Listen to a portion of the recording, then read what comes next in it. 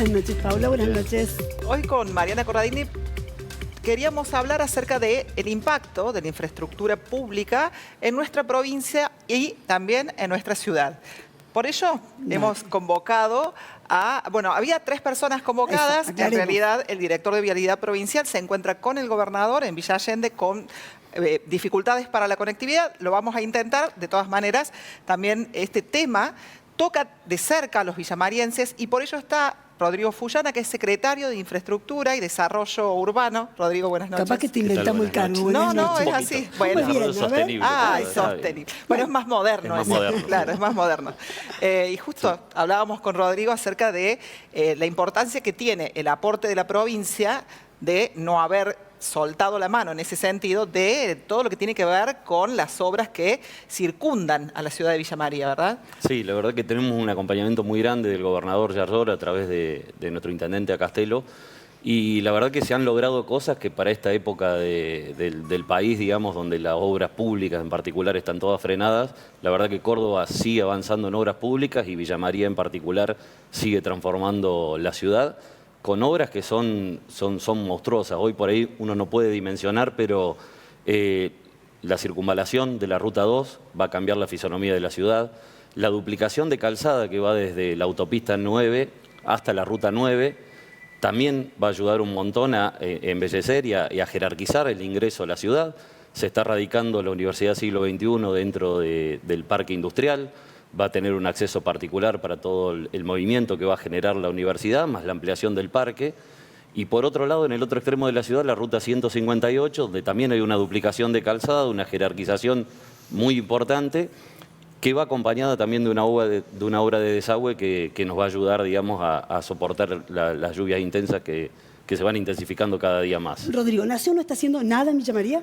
No, lamentablemente cuando nosotros asumimos en la gestión había varias obras, algunas recién iniciadas, otras con un grado de avance importante. Todas las obras se paralizaron. Durante el primer año no tuvimos ninguna respuesta de Nación, no había con quién comunicarse básicamente. Y sí, este año hemos logrado al menos... Un interlocutor. Sí, para destrabar las obras. O sea, destrabar las obras implica que el gobierno nacional le retorna la obra al municipio. No es reinicio. Y que se haga cargo de todo. Claro, no, es pasar la pelota, digamos. Exactamente. Hay una obra muy importante que es la circunvalación de la ruta 158, que está completamente paralizada. Hubo algún pequeño movimiento y demás, pero es una obra que es fundamental para la ciudad y que está completamente paralizada. El resto de obras habrán sentido al intendente nombrar en su informe de gestión que se ha podido recuperar después de un año de gestiones el edificio de Procrear, que está cerca de la terminal.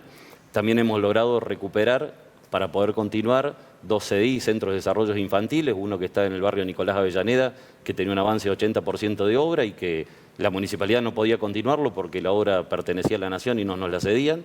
Ese lugar se va a continuar. Hay otro centro de desarrollo infantil también.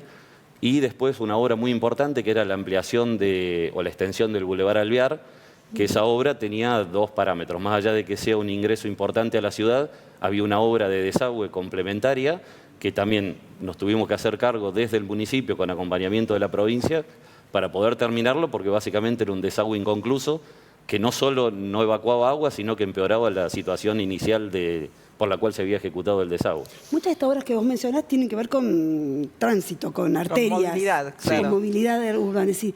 Digo, eso es muy difícil de tenerlo frenado, porque la poca calidad de las arterias impacta directamente sobre la calidad de circulación y provoca accidentes. Sí, tenés la parte vial por un lado y tenés la parte hidrológica por el otro que van de la mano, y las dos, la verdad, son fundamentales para poder terminar. Una obra inconclusa vial, la verdad que tiene un impacto muy, muy grande en el día a día de los ciudadanos. Por eso también, por el otro lado, y en conjunto con la provincia, hemos encarado uno de los planes más ambiciosos de pavimentación con este plan de 430 cuadras en la ciudad, que la verdad que lo venimos llevando adelante de una manera ininterrumpida, independientemente de la situación. Algo del dinero, una parte del dinero lo pone la provincia, otra parte los vecinos en cuotas y otra parte el municipio, y con eso venimos avanzando en un ritmo donde vamos a pavimentar 430 cuadras de la ciudad en 19 distintos barrios. La verdad que es una obra muy importante que va de la mano también con la Secretaría de Servicios Públicos, que vienen renovando el alumbrado público para llegar a lo que es Villa María 100% LED. Sobre todo esto en los barrios, ¿no? Donde también la iluminación en aquellos barrios más alejados también acompaña la seguridad de la ciudad. Sí, la mirada que nosotros tenemos desde infraestructura y con el intendente Eduardo es de verlo de varios ámbitos, ¿no? Las obras no son solo obras, no son solo hormigón, no es solo cemento, no es solo hierro. Las obras afectan, digamos, el día a día de las personas, y la idea de hacer o de generar obras que impacten es precisamente eso, hacerle más fácil la vida a la gente y acompañar la transformación natural que tiene la ciudad. Si uno ve Villa María, yo no he nacido en Villa María, he venido por trabajo a Villa María y me he enamorado de la ciudad y me quedé viviendo aquí. Y la verdad que uno ve, y independientemente de los contextos que tuvo la nación o que tuvo la coyuntura del país, Villa María siempre fue para adelante, Villa María siempre avanzó, y uno lo puede ver cuando lo compara con otras ciudades del mismo tamaño. Hay pocas ciudades en Latinoamérica del tamaño de Villa María que puedan tener 100% de agua, 100% de cloacas, gas. Estamos terminando obras de gas en los barrios donde no están, llevamos agua a 2 pequeños barrios que todavía no la tenían, y vamos a llegar al 100% LED en breve, y ojalá podamos terminar la gestión, eso ya es extremadamente ambicioso, pero hasta con 100% de pavimento. Sí vamos a hacer el consolidado de las calles, o sea, vamos a cambiar el barro por calles consolidadas, también para facilitar la vida de la gente. Rodrigo, ¿por qué será que hay una discursividad del gobierno nacional que casi convirtió la obra pública en una mala palabra? Sí. Claro, como si fuese y no siempre... genera reacción de la paralización de esta obra pública, más allá de que genera accidentes, de que disminuye el empleo. ¿Por sí, qué que se ha dificulta logrado? el transporte también, incluso de todo lo que es la Exacto, productividad. la producción. Sí, ¿por qué ha logrado poner a la obra pública en ese lugar? Mira, yo no tengo el secreto, pero creo que es una cuestión de mirada, ¿no? Cuando uno no cree que la infraestructura genera valor agregado, le mejora la vida a la gente y acompaña la transformación de lo privado, porque acá no estamos hablando de lo público en contra de lo privado. En Villa María siempre se trabajó en conjunto, independientemente de lo que piense cada uno en su ideología política, siempre se trabajó en conjunto con el sector privado y de la mejor manera. Yo tengo una experiencia hace 14, 15 años cuando arrancamos en ese momento con el Parque Industrial de Villa María, y recuerdo bien que el presidente del Parque Industrial, Rodolfo Banquio, no era del mismo pensamiento político que Eduardo Castelo, y llevamos adelante un parque que pasó a ser ejemplo a nivel nacional. Con el acompañamiento no lo hizo solo la municipalidad, no lo hizo solo los privados. La sinergia que se conforma cuando trabajan lo público y lo privado de la mano genera estos desarrollos de impacto que cambian la vida de la gente. O sea, pensar el Parque de Villa María hace 14 años, cuando era un pedazo de campo sembrado, y hoy tener uno de los mejores parques equipados con infraestructura, que se sigue ampliando, que hemos logrado a través de un acuerdo con la provincia también que se radique la central de PEC en el parque industrial, y esto va a llevar de la mano una obra eléctrica que va a brindar un aporte de energía de alrededor de 20 megawatts para el parque industrial. 20 megawatts, para que tengan una idea, es la mitad de lo que consume todo Villa María en un pico de consumo. Claro. Entonces, eso nos va a brindar la posibilidad de incorporar industrias electrodependientes que generen fuentes de trabajo. Con relación, Rodrigo, a lo que ya han presentado, por supuesto, desde tu secretaría, sí, para el 2026, para el presupuesto 2026. ¿Cuáles son, digamos, las obras que están previstas para el próximo año? Sí, nosotros estamos aproximadamente en el 25% de este plan ambicioso de 430 cuadras. Vamos a culminar las 430 cuadras de la gestión. Eso demanda, digamos, una erogación importante de dinero. Otra transformación que vamos a hacer es continuar con nuestro centro de gestión ambiental para transformarlo en un parque de economía circular, trabajar más en el reciclado de materiales y en la reutilización, digamos, para evitar contaminación en el ambiente. Después tenemos otro plan bastante ambicioso que es retomar un poco o reconfigurar. Villa María es una ciudad que particularmente tiene mucha cantidad de espacios verdes y muchas plazas. Muchos de esos llevan mucho mantenimiento y la verdad que estamos enfocados, queremos con Eduardo poder tener terminado unas 20 plazas con el agregado de juego, con las mejoras de iluminación, con las mejoras de seguridad, con elementos educativos. Tratamos de enfocar cada obra en que no sea una simple plaza y una simple vereda, sino que sea un lugar donde la comunidad se reúna y lo pueda utilizar. Tenemos que ir a que las plazas se apropien o que la gente se apropie de sus plazas, que las cuide y que exija exija Que estén mejoras y lindas, que, claro y que sí. exija que estén lindas porque estamos para eso, básicamente. Rodrigo, se nos termina el tiempo en estos contextos que acabamos de describir, con los proyectos que ustedes tienen. ¿Cuál crees que son los principales desafíos para tu área en el año que viene? Mira, es que nunca se terminan los desafíos. Cuando uno ve en infraestructura, nunca es suficiente. Si uno habla de desagües, estamos trabajando en desagües, estamos junto con la provincia, no es suficiente, hay mucho por hacer. En plazas hay mucho por hacer. En colegios, Villa María creció mucho en cantidad de colegios. Nosotros también, acompañados de la provincia con un fondo que se llama FODEMEP, estamos llevando infraestructura a la provincia. Hemos llegado este año que todas las aulas de las escuelas de Villa María estén calefaccionadas. Vamos a lanzar y vamos a llegar al principio del año que viene también con el 100% de aire acondicionado, cosas que no son normales en el país, pero que hay una mirada donde queremos que los chicos estén orgullosos de la escuela a la que van, independientemente si es una escuela privada o una escuela pública. La verdad, yo nací en un pueblo donde era el único colegio que teníamos y todos estamos orgullosos de la escuela a la que íbamos y queremos ir a eso. Nunca es suficiente, nunca alcanza, 57 escuelas son un montón, requieren mucho mantenimiento, pero estamos trabajando fuertemente en eso. Los espacios verdes también y bueno, y pavimento, el pavimento y obras de envergadura. Más El todo lo que se pavimento vaya quedó cruzando, claro. supongo. Y todo lo que, claro. A veces lo previsto es superado por la contingencia, supongo, también. Claro, que también tiene que ver con una permanencia de lo que es mantenimiento, de lo que ya está hecho, que también lleva un montón Exactamente. de El municipio flujo. tiene muchas dependencias, digamos, en lo que es salud, en lo que es seguridad. Claro. En seguridad también trabajamos en conjunto con la provincia, hemos remodelado o reinaugurado un destacamento en el barrio Belo Horizonte, vamos a inaugurar otro, vino un grupo Sion, que es un grupo especial motorizado que está en la estación terminal. El intendente también ha anunciado y estamos viendo dónde se va a ubicar el grupo ETER, que es el grupo especializado de la provincia, y la verdad que se están trabajando en todas las aristas y tratamos de hacer esto, ¿no? Tener un plan concreto, acompañar la inversión privada y poder trabajar en conjunto para que Villa María básicamente se siga transformando y esta nueva transformación desemboque en otra nueva transformación, y esto es algo de nunca acabar, ¿no? Rodrigo, gracias Rodrigo, por un gusto, acompañarnos muchas hoy. gracias. Vamos ahora a una breve pausa, después de haber compartido este espacio con el secretario de Infraestructura y Desarrollo Sostenible. Muy bien.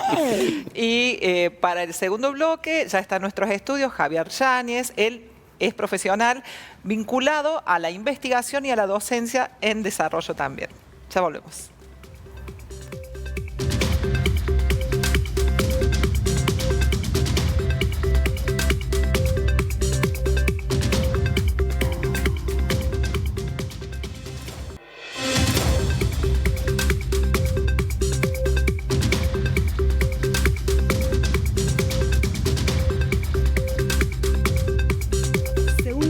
Seguimos hablando de la infraestructura pública y cómo de esta infraestructura puede impactar en forma positiva o negativa la calidad de vida de las personas. Con nosotras está Javier Yáñez, docente, investigador de nuestra Universidad Nacional de Villa María. Hola, Javier. ¿Qué tal? Buenas noches. Gracias por la invitación. Un placer estar con ustedes. Está bueno que nos ayudes a pensar. Recién escuchábamos a Rodrigo Fuyama de la Municipalidad de Villa María, pensando en el impacto desde la cuestión de todos los días. ¿Qué podemos pensar ya desde un plano más teórico, Javier? Bueno, mira, nosotros cuando hacemos análisis de investigación sobre lo que sucede en los territorios, que a veces son espacios urbanos o rurales o se entrecruzan entre ambos, el primer punto es pensar en la planificación de ese territorio, y para eso hay instrumentos que te permiten la planificación en diferentes dimensiones, como puede ser un plan estratégico que toma la dimensión social, ambiental, socioeconómica, física, espacial. En ese proceso vos tenés que de alguna manera, con más participación o con menos, con más criterio de la gestión o con menos, apuntar a ciertos problemas que vos detectás en ese territorio, a partir de ciertos diagnósticos que podés hacer con la gente, que podés hacer con información que ya tenés, y a partir de ahí definir cuáles podrían ser las políticas públicas que con programas y proyectos llegan a esas obras públicas, incorporando inclusive obras que son articulación pública-privada. Claro, como escuchábamos antes también. Claro, y creo que ahí empiezan parte de estos desafíos, de pensar la obra pública ampliada, porque vos tenés que escuchar a esa sociedad, tenés que escuchar al mercado, tenés que escuchar a los vecinos, tenés que escuchar a las asociaciones, a las organizaciones del tercer sector, a las organizaciones civiles. O sea, vos tenés que ver un paneo de esa ciudad, de cuáles son las demandas, que cada día son más complejas, sofisticadas, sea un pequeño gobierno local, una mega ciudad. Antes era alumbrado, barrio y limpieza y hoy hay un listado enorme, pero vos tenés que ponderar en ese listado de todo lo que te falta o de todo lo pendiente, cuáles serían las que vas a atacar o cuáles serían las que vas progresivamente a avanzar con una inversión pública que sin duda en nuestras ciudades del interior requieren de niveles superiores, nacionales y provinciales para la inversión. No pueden los gobiernos locales hacer frente solo a semejante calibre. Qué difícil entonces planificar en contextos adversos. Cuando o de Nación negación. sabemos que hubo una retirada, de rechazo a la obra pública. Sí, hoy por hoy no se alcanzan los niveles de 2024 en la obra pública. Hay una parálisis y hay una gran tensión de quién paga la obra pública, cómo se paga la obra pública. Hay también, por supuesto, una definición que si yo creo que se hace una encuesta a las personas de una localidad, de una ciudad, qué piensan de obra pública, muchos la van a relacionar con casos de corrupción. ¿Sí? Sí. Van a generar ahí ese vínculo, ese sinónimo, por lo cual inmediatamente lo que tenés que pensar en la gestión pública es cómo haces procesos transparentes para que, lo que yo les decía antes, planificar políticas públicas, programas y proyectos lleguen de manera consensuada para que la gente diga, esta obra pública... Si la necesitamos, la queremos, la avalamos. Bien, y después el proceso para que esa obra pública tenga, primero, todas las condiciones para no escaparse de una estructura que tiene que tener, vamos a suponer, cualquier proyecto de vivienda social, de infraestructura de servicio, de cloaca, de agua, de mejora, tiene que tener todos los parámetros bien detallados de lo que se quiere hacer y los tiempos en los que se va a hacer y el control de lo que se va a hacer como para ir monitoreando esos procesos.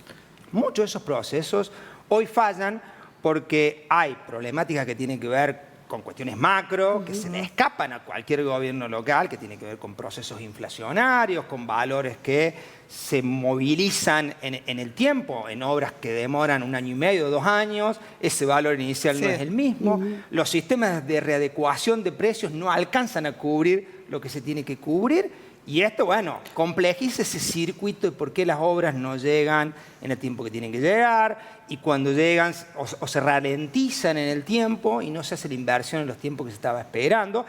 Y cualquier obra que no se termina es una problemática para esa comunidad, ya sea la comunidad de una ciudad o la comunidad universitaria en el caso de las universidades, ¿no? También. Javier, ¿cuáles serían las condiciones, por allí que vos decías, bueno, un diagnóstico que requieren? Por ejemplo, las ciudades intermedias como Villa María o ciudad-región también le suelen llamar, porque sin duda Villa María es una ciudad-región. Villa María, Villanueva, las localidades que la rodean, en esos diagnósticos iniciales. Si vos me decís, como ciudadana, bueno, como ciudadanos podemos pensar movilidad. Bueno, ¿cuáles son esas otras cosas o esos otros diagnósticos que saltan rápidamente? Bien, hoy por hoy los instrumentos más complejos, como son los planes estratégicos que avanzan en muchas dimensiones, que tienen unos periodos como muy largos de procesamiento, son los menos utilizados por los gobiernos locales.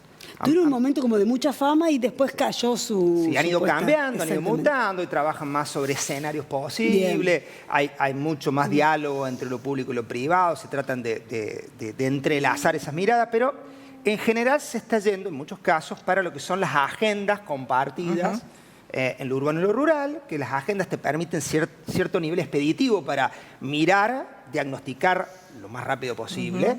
Esto lo podés llevar a cabo desde un proyecto en un barrio o pensar toda la ciudad. Nosotros en Villanueva empezamos el año pasado en una comisión para el desarrollo urbano y rural y empezamos a mirar durante julio del año pasado hasta fin de año cómo estaba la ciudad de Villanueva en múltiples aspectos y ahí nos nutrimos de quiénes, de los actores y las instituciones de la localidad, de los vecinos, los centros vecinales, el centro comercial e industrial, los colegios profesionales, donde fuimos avanzando y pudimos lograr un proyecto que está en tratamiento en el Consejo Liberante de la ciudad de Villanueva. ¿Y cómo está Villanueva? Y Villanueva está... Claro, estamos hablando de un proyecto de código de edificación. Sí, es un cuerpo normativo que tiene 3 partes. Bien. Una parte es el código de fraccionamiento, que actualiza el código de 1998 sobre suelo, o sea, lo que se puede hacer en suelo. Suelo. El segundo, el de edificación, que trabaja la lógica entre lo que vos podés hacer en tu lote en función del lugar de la ciudad. Retiros, alturas, criterios, parámetros de accesibilidad, parámetros de sustentabilidad, se define cuestión de patrimonio natural y construido, público, claro. arbolado urbano, parámetro cómo trabajan las veredas, todo ese paquete.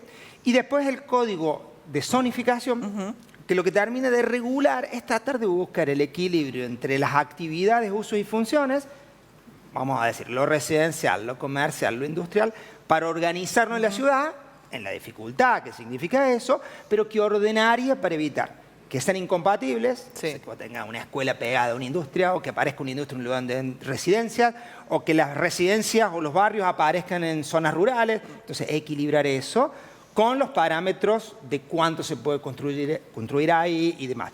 Ese cuerpo normativo tiene 600 artículos, casi 200 páginas, tiene una organización en un gran plano de carácter accesible y público. Si se aprueba, va a estar puesto para que cualquier vecino pueda ingresar y saber cuáles son las zonas y qué es lo que se puede construir y cuáles serían algunas de las limitantes. Villanueva necesita tener un código que sea flexible para poder desarrollarse. Nosotros siempre pensamos en la lógica del desarrollo local y regional progresivo. Que no sea un corsé, sino que habilite. Que habilite. Y tampoco el crecimiento desmedido en alguna de las variables. Las ciudades, cuando crecen en solamente los sectores con alto poder adquisitivo y no crecen que lo que ha pasado en el desarrollo, y ha pasado, claro. y pasa, y va a seguir pasando, porque hay zonas de enorme potencial en Villanueva que son fantásticas, y vos tenés que lograr un equilibrio entre esa parte de la ciudad, que va a crecer con un brillo, con una inversión, con una lógica, que en general va a ir para sectores que tienen más capacidad económica, y después tenés que trabajarlos con los sectores vulnerables, y ahí sí volvemos a lo mismo de recién. ¿Qué políticas públicas podés armar como para, en ciertos sectores, armar áreas de oportunidad que le permitan a la enorme dificultad que tiene la gente de acceder a un lote, carísimo lo que vale un lote, y a construir? Claro. Estamos en 1,5 millones de pesos el metro cuadrado de construcción. Es un número que si querés hacer una pequeña casa de barrio, estamos hablando de un dinero que es inadmisible. Y ahí entra la otra parte, de cómo financias esos procesos. Hay otro elemento más para esa dificultad. Digamos, claro, está buenísimo poder pensar en la ciudad, como vos nos contás. El tema es como lo económico, las posibilidades de acceso terminan siendo una limitante. Pero tampoco podés esperar tener la plata para poder pensar las ciudades. Digo, qué difícil encontrar ese punto de equilibrio. Ahí siempre uno habla de que hay que tratar, en cualquier propuesta de política pública de ciudad y de territorio, en abrir un abanico de posibilidades. O sea, hay algunas cosas que no te cuestan tanto. Por ejemplo, un padrón de la demanda habitacional, donde vos tomas qué necesidades tiene la gente y qué capacidades tienen para cambiarlo. La parte de capacidad está muy bueno si trabajas autoconstrucción.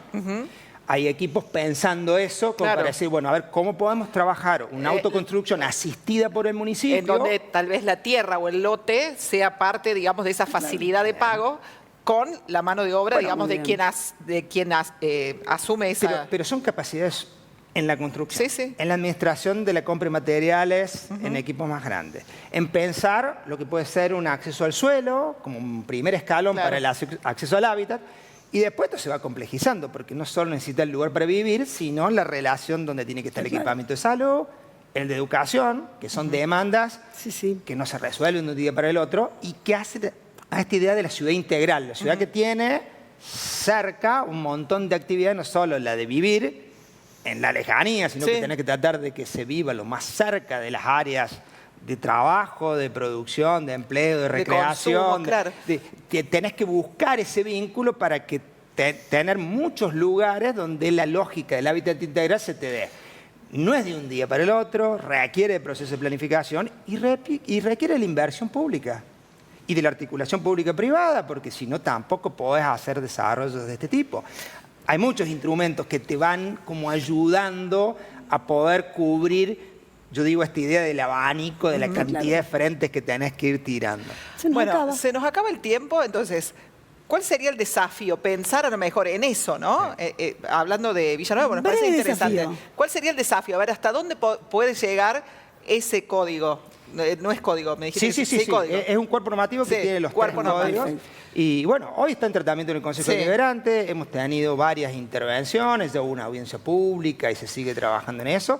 Yo creo que hay una intención de pensar una ciudad posible.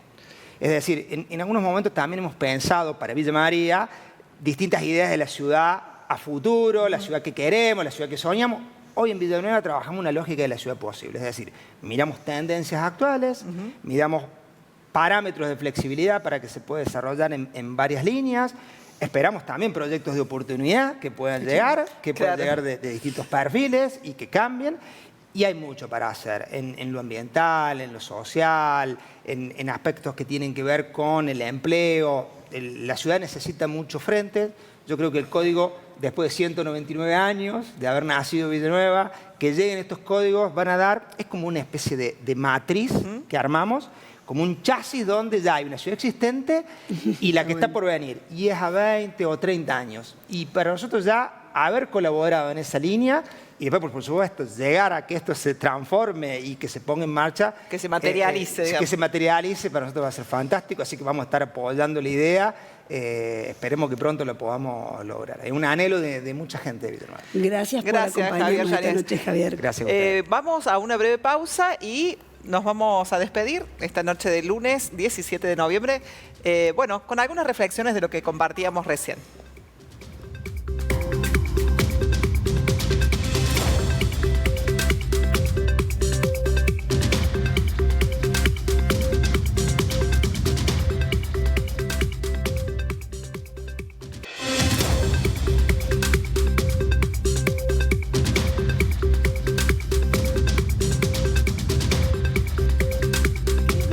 Esta noche ha quedado como muy en claro a partir de las voces que compartimos lo relevante que es la obra pública, que es la infraestructura pública para pensar nuestras ciudades y poder no solo vivirlas mejor, sino también proyectarlas. Creo que nos tiene que quedar ese mensaje. Sí, o sea, corrernos también de esto de poner tanta discursividad negativa a la palabra obra pública, como decía Mariana, para poder pensar realmente cómo nos cambia el día a día.